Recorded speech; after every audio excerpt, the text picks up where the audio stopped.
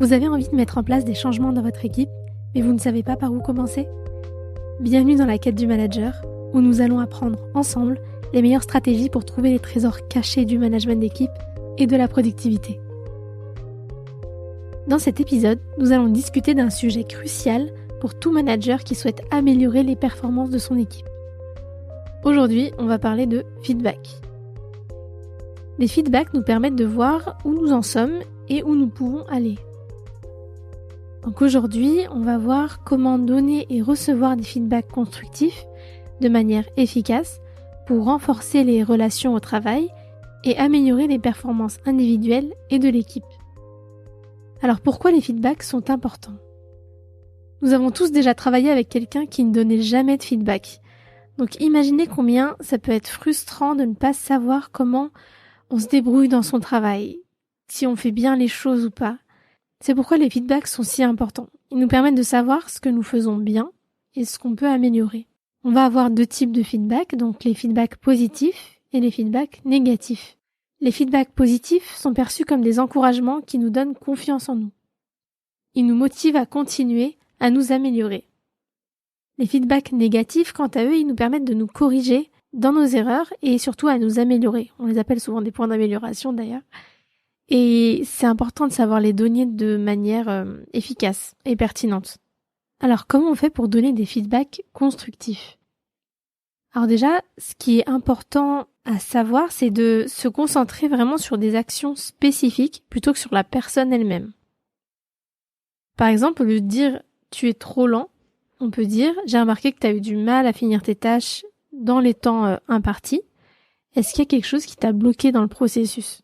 Là, on n'est pas en train de porter un jugement. Ça me rappelle un peu l'épisode sur la communication non violente d'ailleurs. On porte pas de jugement, on se pose vraiment la question, on pose la question de manière à ce que la personne s'améliore. Et il est très important de donner des feedbacks de manière bienveillante. Souvent, on va commencer par des phrases du type « j'ai remarqué que », « peux-tu me dire comment tu as fait pour ?» Ça aidera en fait à démarrer une discussion constructive. Donc il y a plusieurs étapes qui sont importantes pour donner un feedback efficace lorsque le manager s'adresse à son employé. La première étape, c'est déjà de se préparer. C'est qu'on va prendre le temps de réfléchir à ce qu'on va dire et à comment on va le dire. Encore une fois, quand c'est un feedback négatif, encore plus, parce qu'il faut essayer de le formuler de manière constructive et non pas se concentrer sur la personne elle-même. Ensuite, c'est le moment de faire preuve d'empathie et d'écouter, en tout cas de faire de l'écoute empathique, en écoutant attentivement l'employé et à le comprendre en fait, à se mettre à sa place et à comprendre son point de vue. Ça lui montrera que vous vous souciez de ses perspectives et de ses besoins. Ensuite, il va falloir être clair et précis. Lorsque vous donnez un feedback, il faut qu'il soit clair et précis sur ce que vous voulez dire. Il faut éviter les généralités, les exemples, les métaphores un peu confuses. Là, on veut de la précision. Utilisez des exemples concrets pour montrer à votre employé ce que vous voulez dire, pour que ce soit facile à lui d'imaginer ou de visualiser ce que vous voulez exactement qu'il fasse. N'hésitez pas à utiliser des exemples concrets. Demandez à l'employé de vous dire ce qu'il pense de ses commentaires et de vous donner son point de vue, son ressenti aussi à ce moment-là. Ça permettra de lui donner une occasion de se clarifier s'il y a un malentendu et de se sentir aussi impliqué dans la discussion. Il la subit pas, là, il reprend le contrôle. Et du coup, ça permet de faire une discussion intéressante où justement on peut régler pas mal de choses à ce niveau-là. Ensuite, comme je l'ai dit dans le précédent épisode, il va falloir se fixer des objectifs clairs. Vous pouvez pas donner des feedbacks négatifs si les objectifs de votre équipe ne sont pas clairs. Donc assurez-vous de fixer des objectifs clairs pour l'avenir, pour aider aussi l'employé à comprendre comment il peut s'améliorer. Et si possible, dans l'idéal, que chaque objectif soit personnalisé pour chaque collaborateur. Enfin, le suivi, assurez-vous de suivre régulièrement les progrès et l'avancée de vos collaborateurs et continuez à donner des feedbacks pour justement aider l'employé à s'améliorer.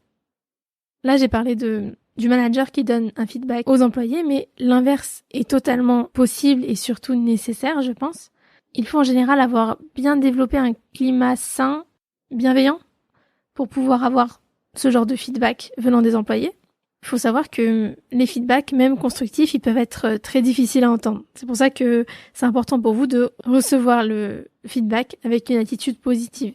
Dans l'idéal même, il faudrait former son équipe à la communication, à l'écoute empathique, et surtout, comme j'ai dit plus tôt, cultiver un climat sain où les employés peuvent s'exprimer sans en avoir peur. Il y a plusieurs façons de faire des feedbacks, venant des employés, je veux dire, tout ce qui est anonyme, tout ça, mais je trouve que ce qui va être plus marquant et plus efficace, c'est quand on a des discussions en 1 à 1 avec la personne. Et c'est beaucoup plus intéressant pour le manager et pour l'employé en lui-même, encore une fois, quand le climat est sain. Je le rappelle encore, mais c'était la première étape de réfléchir au feedback. C'est important de prévoir un temps de calme pour donner un feedback constructif et efficace, parce que c'est totalement contre-productif de le donner quand on est en colère ou en étant sous pression, parce que le but, c'est quand même d'aider la personne à s'améliorer. En donnant et en recevant des feedbacks constructifs de manière efficace, on peut améliorer les performances de nos équipes et renforcer la relation au travail. C'est pas toujours facile, mais ça en vaut largement la peine. N'hésitez surtout pas à laisser un commentaire et à vous abonner à la chaîne si cet épisode vous a plu. D'ici là, à la semaine prochaine, dans la quête du manager.